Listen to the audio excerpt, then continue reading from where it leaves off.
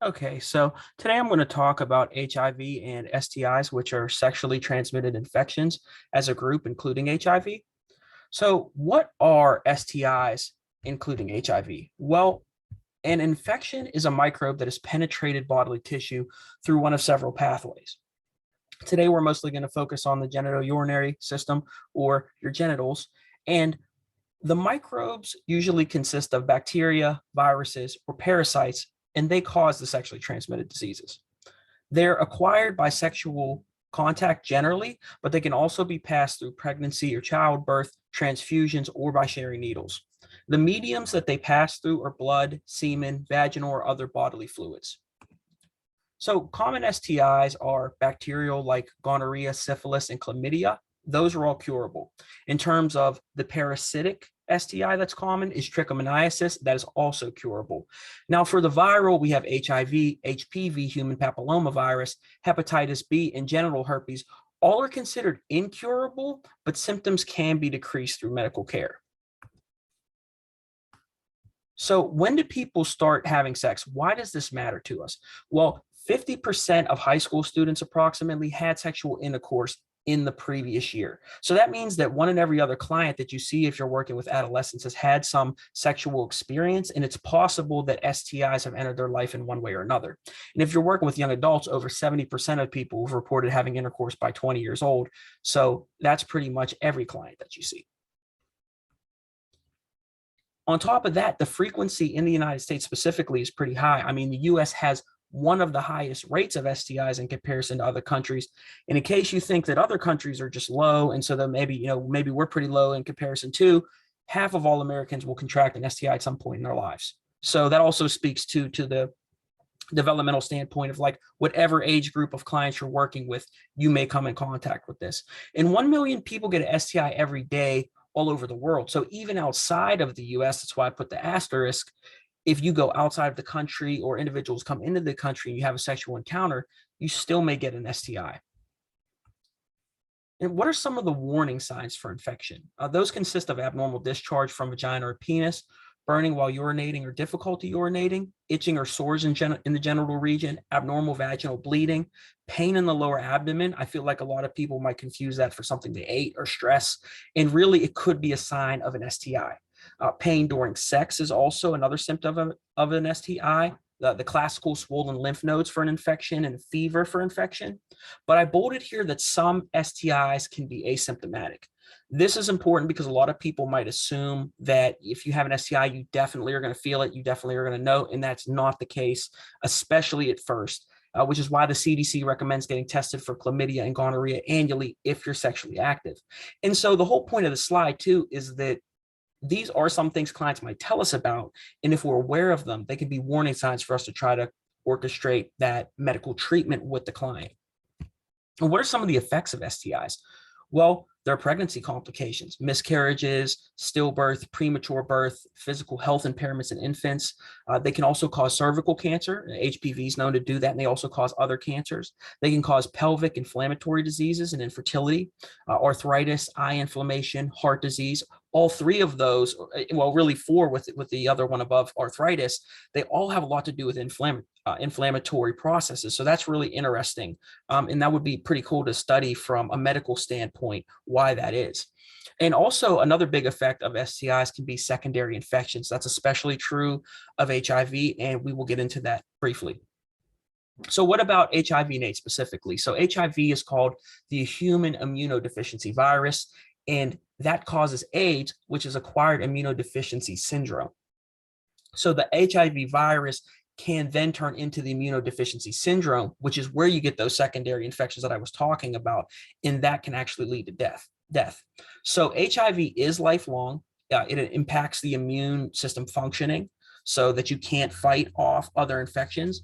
I bolded that it progresses from individual to individual.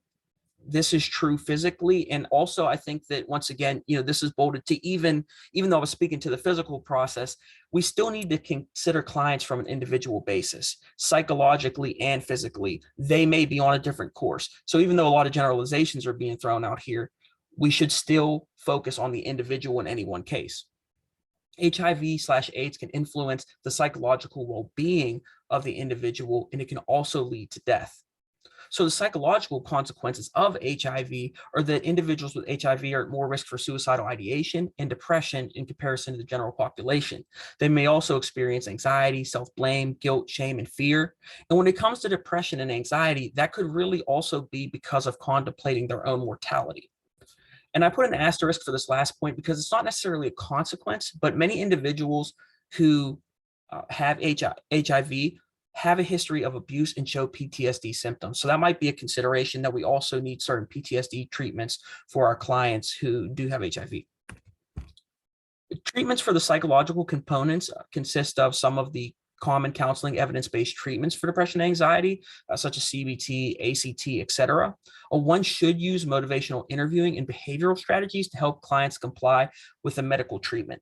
Because once again, we are dealing with the psychological side of it, but given that this is also a medical issue, we want to help enhance the reinforcement of engaging in the medical behaviors necessary to take for people to take care of themselves. So if we can actually enhance that with our approaches intentionally, then we're headed in the right direction.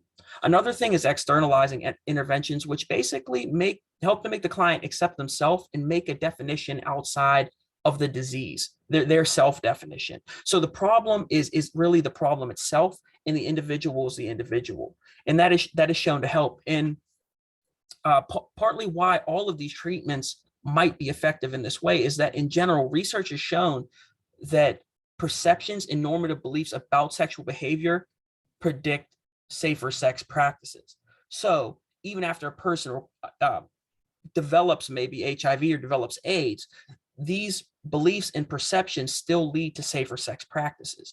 And last, it's been shown that individuals who comply with medical treatment are healthier and live longer. So it's obvious, therefore, that we want to help people comply with treatment. And we have a model that's pretty similar to other health models and mental health models about perceptions and beliefs. Who's at risk for HIV? Ethnic minority groups are disproportionately affected by HIV. So one way that counselors can advocate is to advocate for sexual health checkups and for clean needle programs. Sometimes individuals don't have access to a checkup, and that can lead to extra transmission. And also in the case of like a hepatitis, clean needle programs would be important because that's often transmitted through needles. Other at-risk populations, MSM, men who have sex with men, are more likely to encounter the virus. Women are likely to contract the virus through heterosexual sex or injection drug use. In case that sounded a little bit too general, I just wanted to point out that for about 25% of the individuals who are HIV positive are women. So that is actually a very large percentage of the people who are HIV positive. Also at risk are adults who have mental health issues or use substances, sex workers, transgender individuals, and people that use drugs in general. I kind of put that 2 times here. When should I get tested? That's like a natural question, right? And it's something that we're going to want to advise our clients on. One thing to know is that most STIs have an incubation period. So it wouldn't make sense if you had sex with a high-risk person to necessarily get tested the exact next day. HIV, considered one of the most deadly of the STIs, even can have a 3-month period before you can acquire a detectable level of antibodies in the bloodstream.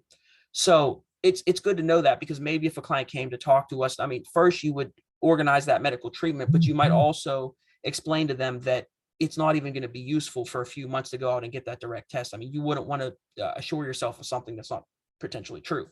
Asymptomatic infection should be tested for annually, like gonorrhea and chlamydia. We said that that's an issue, that some STIs don't show symptoms. And you need even more testing, 3 to 6 months, if you're having unprotected sex with multiple partners or some of the high-risk groups that we mentioned. It makes sense, once again, the 3 to 6 months, because at least in the case of HIV, it can take about 3 months, and that's a little bit more of a sensible window. And also, you should get tested when you become pregnant.